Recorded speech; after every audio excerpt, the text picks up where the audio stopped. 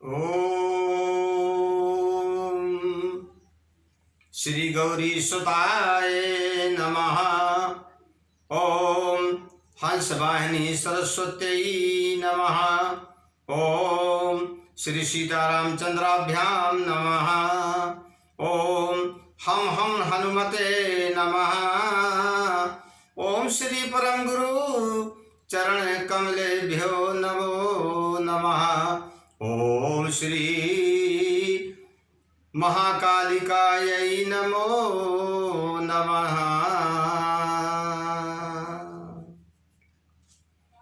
प्रिय सुजन बंधुओं, आप लोग आज श्री मारुति मानस के 37वें पारायण की गाथा श्रवण करने के लिए उपस्थित हुए हैं। बंधुओं, देवियों, बेटे एवं बेटियों, मारुति मानस की गाथा निरंतर श्रवण करते रहें। हाँ, उनके चरित्र को समझते रहें। कल की गाथा में आप लोगों ने श्रवण किया था कि भगवान श्री राम ने हनुमान जी को मुद्रिका प्रदान की और एक बहुत ऊंची बात बोली। परमात्मा ने अपने भक्त से एक बहुत ऊंची बात बोली। क्या कहा? हे पवन पुत्र, इस संसार में, इस सृष्टि में लीला करने के लिए मैंने तुम्हारे बल का आश्रय लिया है। विचार करिए, परमात्मा अपने भक्त से ऐसा कहें। हाँ, इस बात का रहस्य क्या है? इस बात का रहस्य यह है बंधुओं कि सामने वाले की प्रशंसा करना हमारे लिए बहुत हितकर होता है। जब व्यक्ति सामने वाले की प्रशंसा कर देता है तो वह अपने पूर्ण शक्ति के सहित उस कार्य में लग जाता है। इसी नीति का सहारा प्रभु श्री राम ने लिया। हनुमान जी सरकार से कहा, जाओ, तुम्हें भगवान शिव सफलता प्रदान करें। बड़ी सावधानी से जाना मेरे महावीर, मैं प्रतिदिन लौटने की तुम्हारी रास्ता देखता रहूंगा। ऐसा कहा और फिर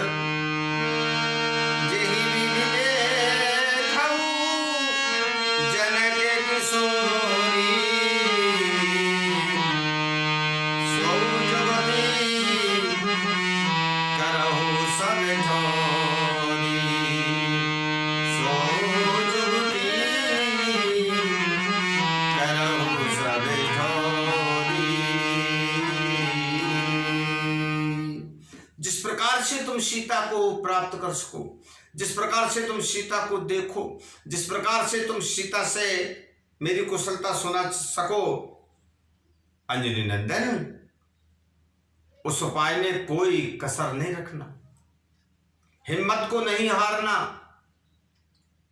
मैं सदा तुम्हारे साथ हूं, तुम्हारा आत्मबल टूटने नहीं पाएगा, ऐसा भगवान ने कहा। और कहते हैं,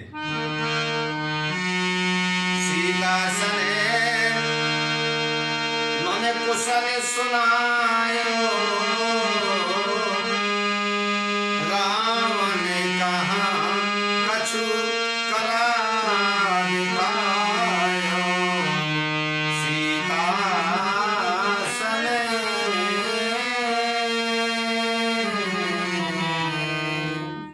एक काम करना, सीता से मेरा संदेश कहना, मेरी कुशलता को सुनाना। अकेले इतने से काम बनने वाला नहीं है। सीता को देख करके लौट आओगे तो मेरे मन से वह शुरुआत नहीं हो पाएगी जो होना चाहिए। मैं जानता हूं तुम महावीर हो, मैं समझता हूं कि तुम्हें सृष्टि के अंदर कोई परास्त नहीं कर सकता। इसलिए ऐसा करना, रावण के लिए थोड़ी सी कला दिखा देना, ज्यादा नहीं, थोड़ी सी, ताकि रावण के मन में समझ में आ जाए कि प्रभु श्री राम पधार चुके हैं, और वो ये भी समझ जाए कि तुम क्या हो। अपने को समझाने के लिए कुछ ना कुछ करना पड़ता है। हनुमान जी ने कहा, प्रभु की जय हो, आपकी आज्ञा हो तो मैं पूरी लंका को नष्ट भ्रष्ट करके माता सीता को लेकर आ जाऊं। भगवान राम ने हंसे, बोले का नहीं, अभी तुम्हारा काम है पवन पुत्र, तुम्हें केवल उतना ही करना है। जाओ, और एक छोटे जो समझहु कर्मा करो सो सेवक यह धर्मा। और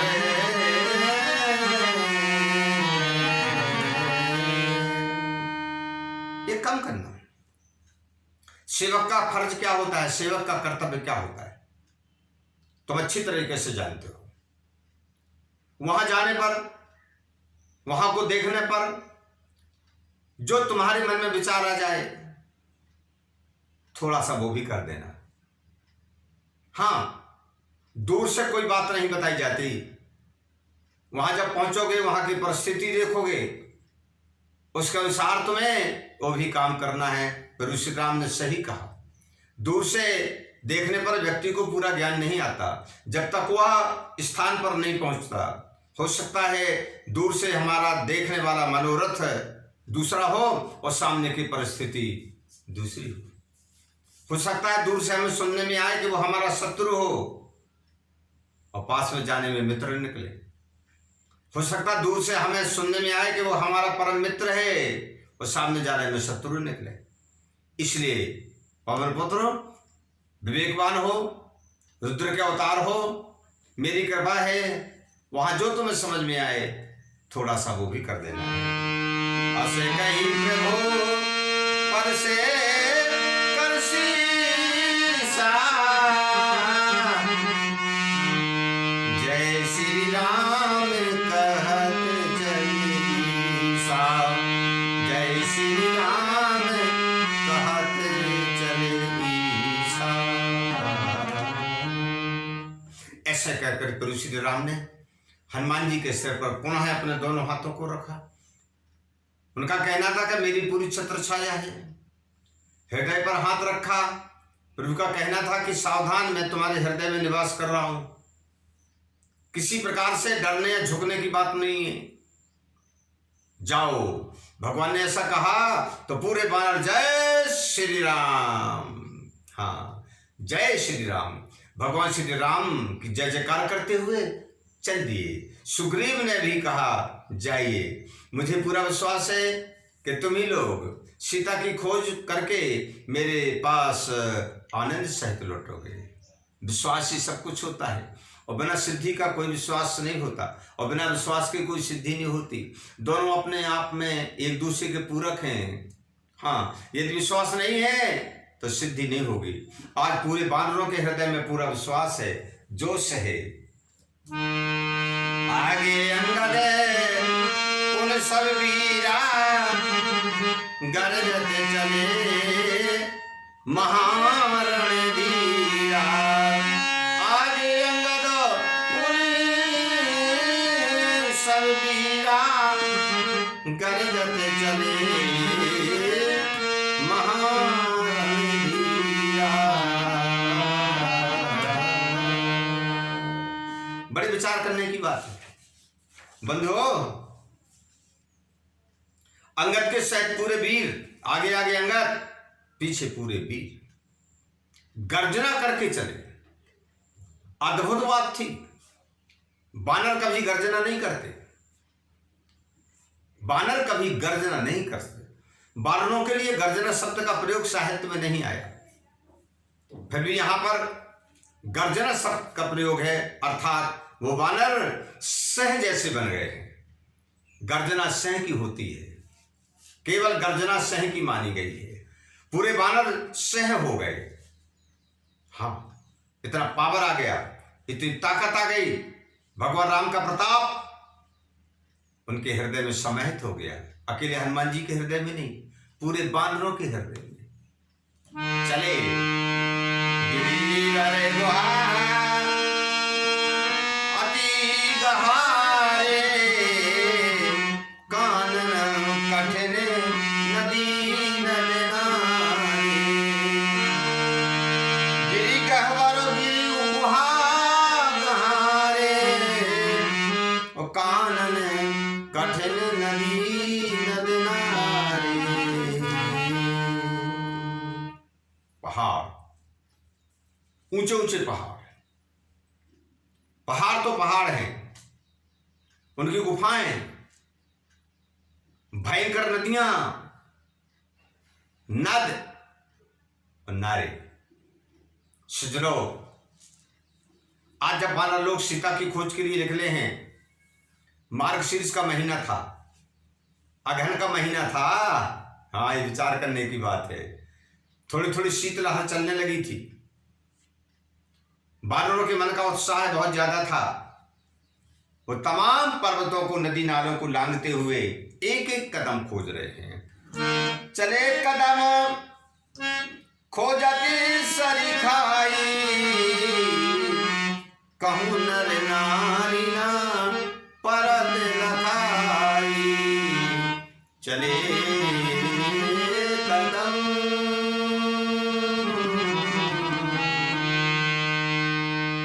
कदम किसको कहा जाता? हाँ, एक एक इंच की जगह खोजते हुए चल रहे हैं। न कोई गुफाएं छोड़ रहे हैं, नहीं, वो पूरे के पूरे बालक दौड़े तो उन्हें कहीं पर कोई स्त्री पुरुष के दर्शन नहीं हो रहे। नहीं, वह पूरा का पूरा वन मनुष्यों से विहीन था, क्योंकि वह पूरा क्षेत्र राक्षसों का था। राक्षसों के डर के कारण वहां कोई मनुष्य रहता नहीं था। आज सभी बार सोच रहे हैं, कोई मिल जाता तो पूछते, बंधुओं पर कौन मिलता? वहां कोई नहीं मिला। आगे चलकर के उनने एक ऐसा प्रदेश देखा, ऐसा क्षेत्र देखा जहां ना तो मनुष्य हैं, ना संत हैं। वहां के सभी वृक्ष शुष्क हैं, ना उसमें फल है, ना उसमें फूल है। वहां उस प्रदेश में एक भी जंतु नहीं है, न जंगल में विचरने वाले कोई प्राणी है, न हाथी है, न शेर है, न मृग है, न ससक है, न सियार है। और तो और जब नीचे देखा तो थल में रेंगने वाले कीड़े भी नहीं है, न चीटा है, न चींटी है, न पतंग है, कोई नहीं। ऐसा प्रदेश। अंगद जी ने चारों ओर देखा, हनुमान जी को इशारा किया, बोले अंजनी नंदन, इस क्षेत्र को तो देखो, ये कैसा विचित्र क्षेत्र है। असल देश एक कबीर चीना, सब तरुलता फूल फलहीना। असल प्रदेश कपिगण एक चीना, सब तरुलता फूल फलहीना। ऐसे प्रदेश को देखा। आश्चर्यवत पश्यति सज्जनों, वहां पर करिगे हरि मृग महेश बराही, पशु पक्षी तहां एक नाही।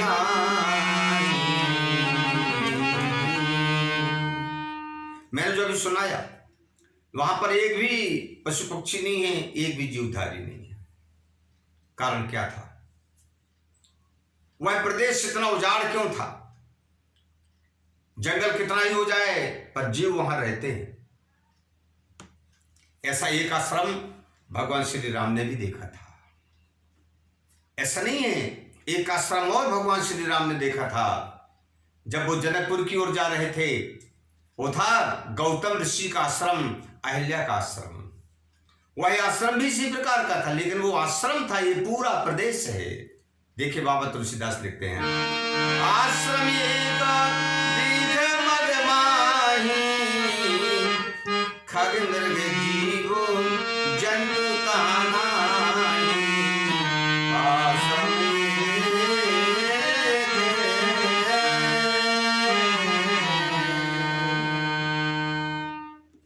वह अहिल्या का आश्रम था।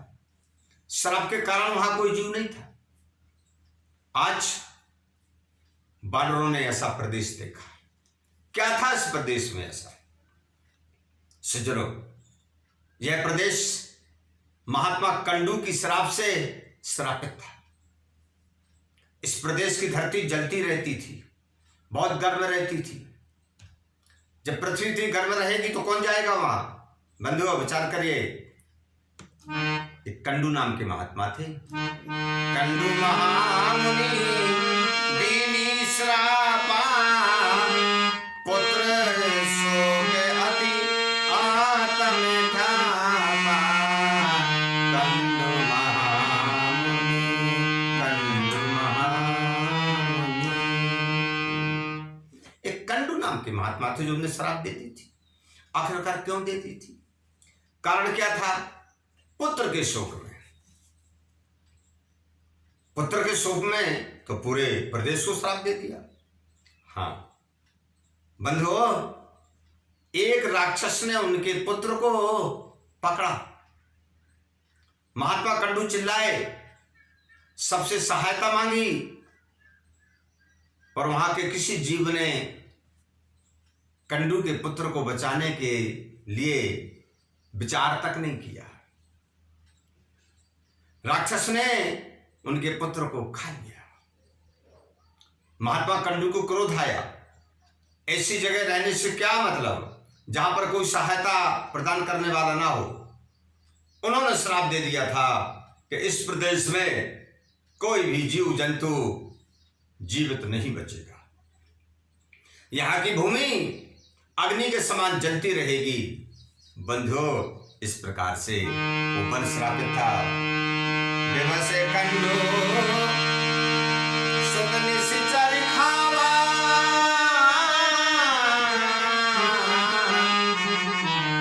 जीवे वृंदे नहीं को बचावा। जीवो वृंदे नहीं को बचावा। अरे भाई, विचार करने की बात है। महात्मा कंडू ने प्रदेश को तो श्राप दे दिया, उस राक्षस को श्राप क्यों नहीं दिया? उस राक्षस को श्राप दे देते, उस जल के भस्म हो जाता। पर नहीं, उसको श्राप इसलिए नहीं दिया कि वह राक्षस भी भगवान शंकर का वरदानी था। वह इनकी श्राप से श्रापित होने वाला नहीं था। आदमी कहीं कहीं पर विवश हो जाता है सज्जनों। आज इस प्रकार से विवश थे कंडू ऋषि।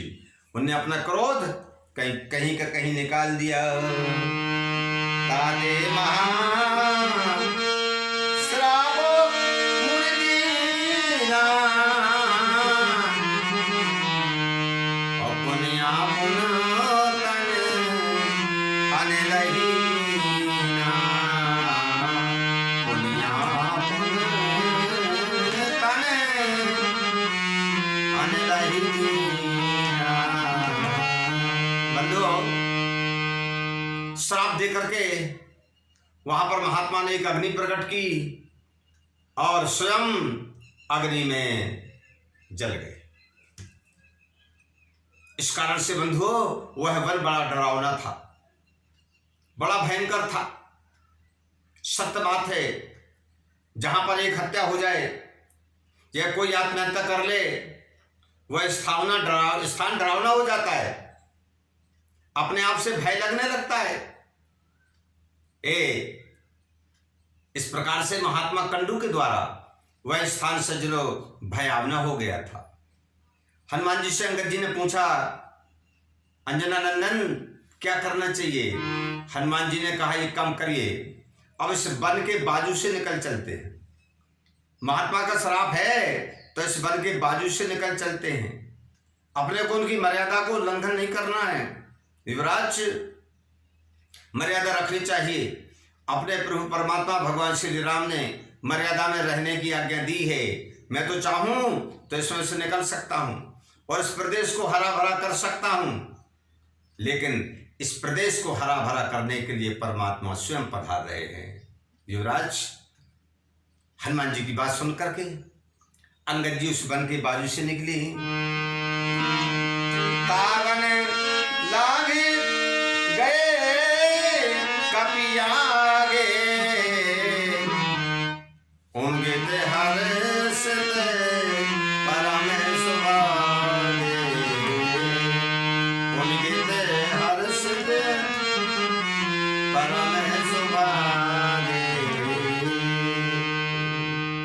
उस वन को लांघते हुए वानर दल आगे बढ़ गया। हृदय में आनंद है, हृदय में हर्ष है, हृदय में अनुराग है। बंधुओं, यदि व्यक्ति के हृदय में उत्साह हो तो वह कभी थक नहीं सकता, उत्साह हो तो वह कभी पीछे हट नहीं सकता, उत्साह हो तो उसके बल से वो बड़े बड़े पर्वतों पर चढ़ सकता है, लांघ सकता है। बंधुओं, विचार करिए, सोचिए। अंगद जी ने देखा एक पहाड़ के ऊपर बहुत विशालकाय राक्षस बैठा हुआ है। इतना बड़ा राक्षस है कि वह दूसरे पहाड़ जैसा लग रहा है। निश्चर एक तहां कभी देखा, गिरिवर सर से शरीर से देखा, गिरिवर सर से शरीर से देखा। पूरे बानर चिल्लाने लगे, युवराज की जय हो, युवराज की जय हो। उन्होंने कहा क्या हो गया? बोले देखिए, इस पर्वत के ऊपर जो एक राक्षस बैठा है बहुत भयंकर है, यह हम सबको खा लेगा। और राक्षस भी तैयार हो रहा था। आज तो बहुत से बानर मिल गए, भूख शांत हो जाएगी, वो भी तैयार हो रहा था, खड़ा हो रहा था। उसके खड़े होने से शिलाखंड टूट रहे थे, उसके खड़े होने से वो जिस वृक्ष को पकड़ के उखाड़ देता था वह वृक्ष उखड़ के गिर जाता था, इतना बलवान था। बंधु, अंगद जी बोले, अंगद कहो मोर मन माना,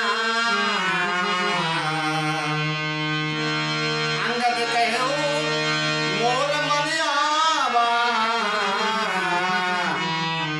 और यही निश्चर बालक खावा, यही निश्चर बालक खावा खावा।